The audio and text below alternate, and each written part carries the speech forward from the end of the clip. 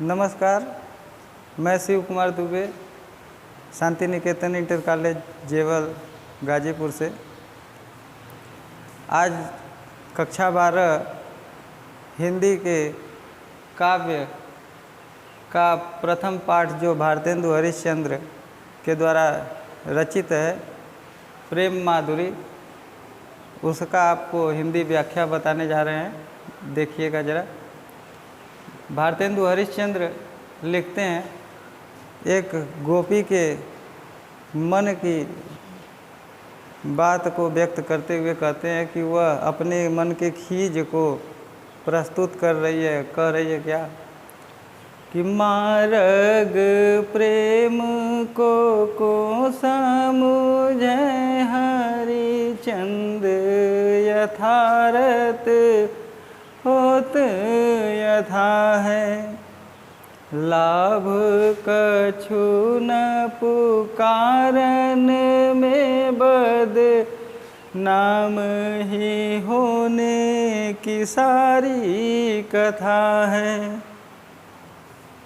जानत है जिय मेरो भली विधि और उपाय सब बिरथा है, बावरे हैं ब्रज के सिगरे मोहि नाहक, पूछत कौन विधा है। कहते हैं भारतेंदु हरिश्चंद्र जी कि गोपी कह रही है कि प्रेम के मार्ग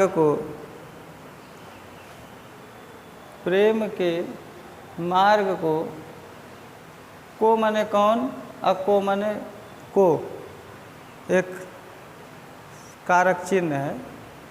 यहाँ पर एक ही वर्ण की आवृत्ति 2 बार हुई है और दोनों अलग अलग अर्थ व्यक्त कर रहे हैं, अर्थात यहाँ पे यमक अलंकार है।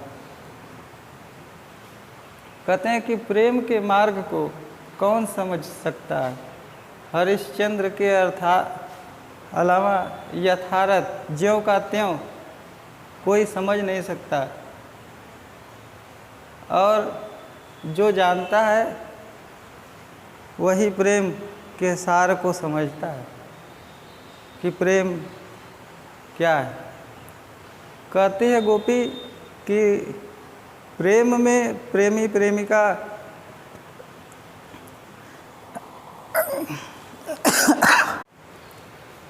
गोपी कह रही है कि प्रेमी प्रेमिका एक दूसरे के नाम को अगर निरंतर पुकारने लगेंगे तो बदनाम होने की यानी कलंकित होने की ही सारी कहानी प्रेम के अंदर छिपी है। उसमें कुछ और है नहीं, क्योंकि लाभ कुछ मिलता है नहीं। प्रेमी अगर प्रेमिका का नाम निरंतर जपता रहेगा और प्रेमिका आदि प्रेमी के नाम को निरंतर कहती रहेगी, उसी को पुकारती रहेगी, तो उससे उसको कोई लाभ नहीं मिलेगा, बल्कि वह समाज में कलंकित हो जाएगा।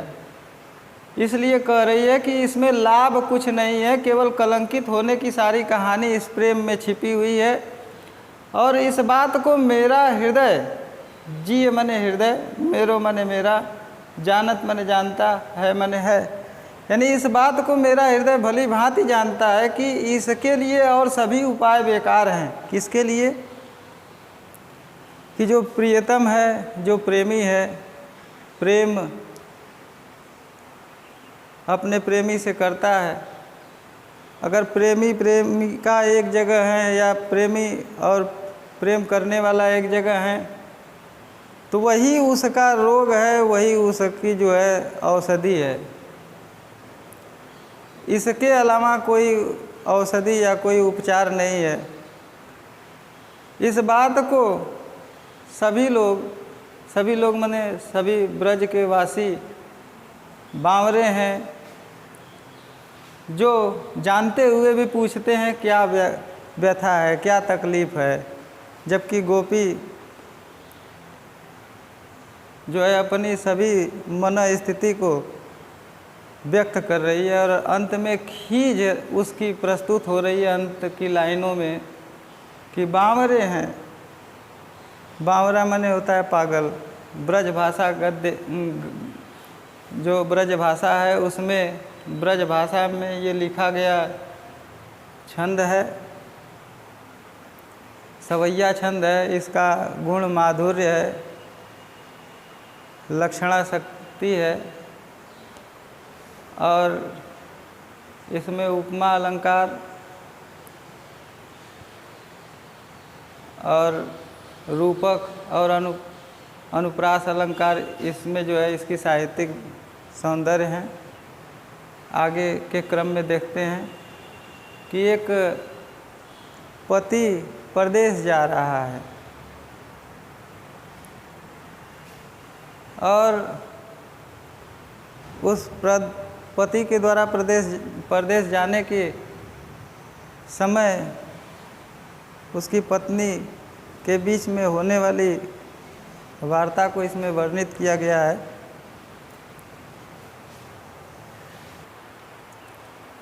तो आगे कह रही है वह पत्नी अपने पति से परदेश जाते समय कि रोक ही जाओ तो मंगल होय, प्रेम न सजो कह पिय जाइए। जो कह जाहू न तो प्रभुता, जो कछु न कह तो स्नेह न साइए। जो हरिचंद कहे तुमरे बिनु, जी है न तो या क्यों पति आइए। तासो पयान समय तुमरे हम, का कहे आप हमें समझाइए। का कहे आप हमें समझाइए। अर्थात गोपी या एक पत्नी है, उसका पति परदेश जाने वाला है। एकदम स्थिति मनोभावों को व्यक्त करने वाली है। पत्नी कह रही है कि अगर आपके जाते समय मैं आपको रोकती हूँ तो अमंगल होता है और प्रेम नष्ट होता है। अगर कहती हूँ कि हे प्रियतम आप जाइए, और जो कहे जाओ, अगर कहते हूँ कि जाइए, कहते हैं कि जो कहें जाहु न तो प्रभुता जाओ, कछु न कहें तो स्नेह न साइए। यदि मैं कहती हूँ कि मत जाइए, रोक देती हूँ, तो मेरी आप पर प्रभुता सिद्ध होती है। अगर कुछ नहीं कहती हूँ तो हम दोनों के प्रेम, जो हम दोनों के बीच का प्रेम है वो नष्ट हो जाएगा। आगे कहते हैं आगे की लाइन में कि जो हरिचंद कहें तुम रे बिनु। हरिश्चंद्र जी की बात गोपी की रख रहे हैं। वो गोपी जिसका पति परदेश जा रहा है, तो हरिश्चंद्र जी कह रहे हैं कि वह पत्नी अपने पति से कह रही है कि हे स्वामी, हे प्रियतम, अगर मैं कहूँ कि तुम्हारे बिना मैं जी नहीं सकूँगी, तो इस बात पर भला आप कैसे विश्वास कर सकते हैं। इसलिए आपके जाते समय, या आप जा रहे हैं तो आपके जाते समय आप ही हमें बताइए कि मैं आपसे क्या कहूँ। वही चीज़ इसमें लिखते हैं कि तासो पयान समय तुम रे हम, का कहें आप हमें समझाइए।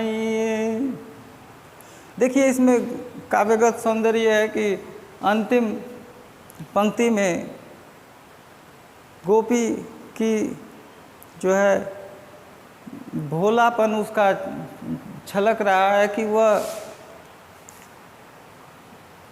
कह रही है कि मैं आपसे क्या कहूँ। अर्थात भोलेपन के साथ साथ उस गोपी का अपने पति के प्रति पूर्ण समर्पण सिद्ध होता है। और यहाँ पर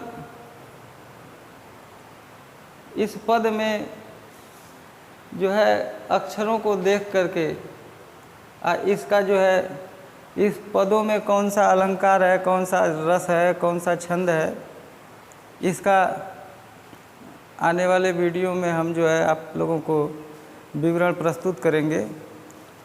आपको पहले ये बताएंगे कि रस, छंद, अलंकार की परिभाषा क्या होती है, कैसे कैसे पदों में से निकाला जाता है। वैसे ये आप लोगों के छोटी सी जानकारी के लिए बता दें, ये ब्रज भाषा है और सवया छंद है और रूपक, अनुप्रास ये अलंकार है, शब्द शक्ति लक्षणा है, गुण माधुर्य है।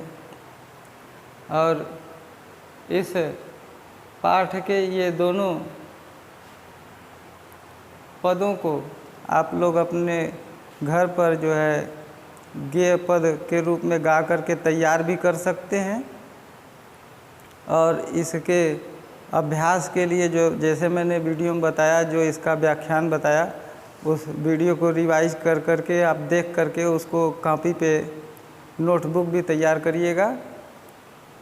इसी के साथ धन्यवाद। अब अगले वीडियो में फिर मिलेंगे।